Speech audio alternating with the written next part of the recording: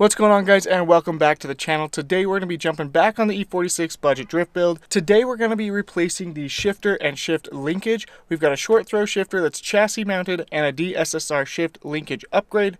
We're going to be throwing that in the E46 today so that we can upgrade this sloppy, held in by a zip tie shifter. Now, first things first, let's go ahead and show you guys what we got. So here you guys can see is that chassis mounted short throw shifter from Bevinsee, as well as the DSSR shift linkage. Now, they are also super kind to send out one of these air ducts that's going to go in the front of the car. It's just going to help us get some colder air to our intakes. Now, this is for sure a budget-friendly option. I believe the short throw shifter is around 80 bucks and the DSSR is around 40, 50 bucks. Don't quote me on that, we'll put up the actual prices here. But it's super budget friendly and it's going to make the car drive so much better. So let's go ahead and jump inside the car and let's get ready to throw in this new shifter. Now, our first step is going to be removing the shifter itself.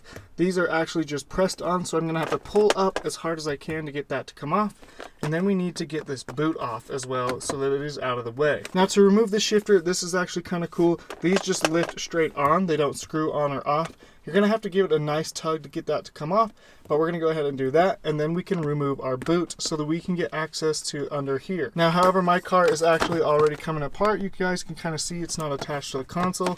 We're going to go ahead and pull this whole thing out, but we do have to get that shifter off no matter what. And then we're going to have to unplug our electronics, so let's go ahead and do that now.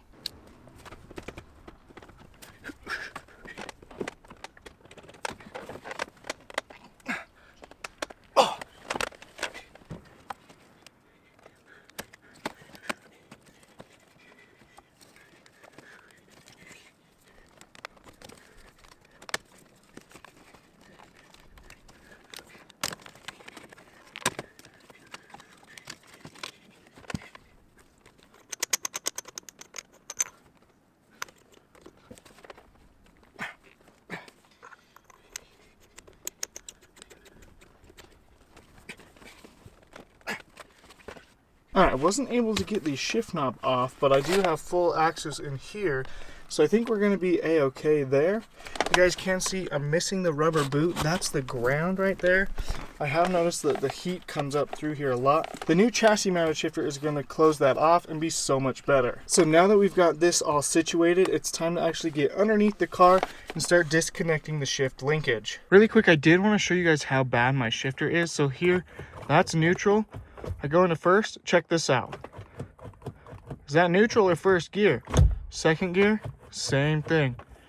All the way over to fifth. I basically have like 7 neutrals, but hey, I digress. All right, I'm gonna try and show you guys. There's the zip tie holding the linkage in. We've got to remove this and the little shaft that goes in between it. And then up above here, you guys can kind of see where it all connects. We've got a lot to take out there.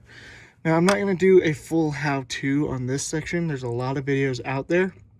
And because mine is like broken and different, I don't really want to do a how-to because it's going to be weird. But we're going to basically try and get this shifter linkage out. And then I'll show you guys what we pulled out and what we're putting back in. Okay, guys, I kind of want to show you something here. Right up here. Please focus. I might, there we go. Do you guys see that Phillips screwdriver head right there? So basically, on the other side, if you guys can see right there, I'm trying to get some light on. Man, this is hard. Okay. If you look right there, where there's those 2 bolts, you can kind of tell it's a bolt with 2 nuts on there. Now, normally that is supposed to be just a clip that you can pull out.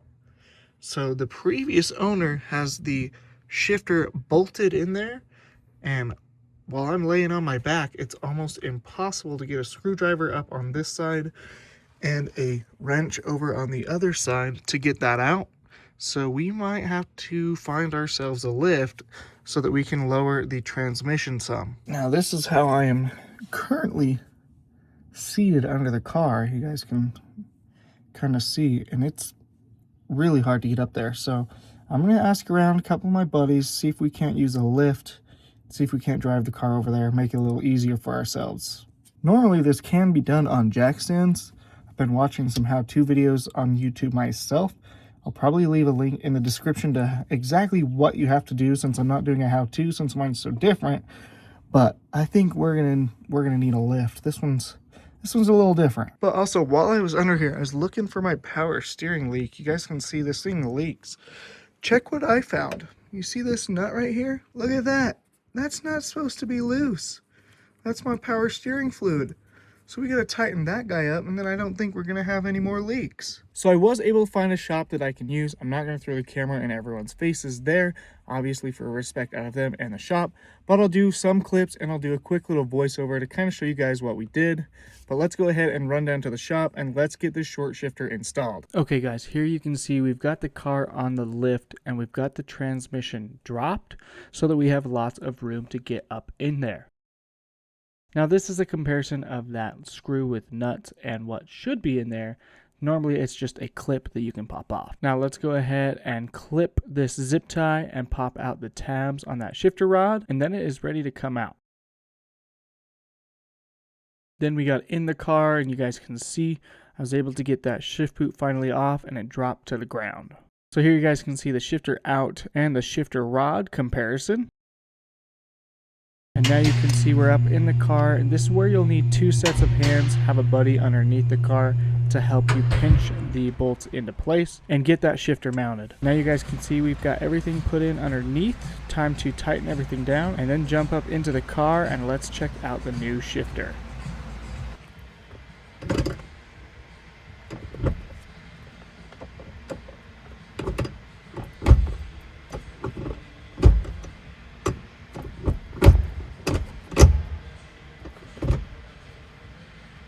Well, that's pretty much that new shifter. It feels so much better. It's a little close to the radio, so we might have to shorten that shifter because it's adjustable. That way our neutral is further back. Now next, we're also going to be throwing in this air scoop that Bevinsee sent out. It's going to go ahead and go tucked back behind here. You can see there's one screw here, right there. Another one right there. So it kind of tucks up and in. So let's go ahead and remove those 2 screws and let's throw this guy in. All right, now we're gonna take this guy and kind of tuck it back behind there and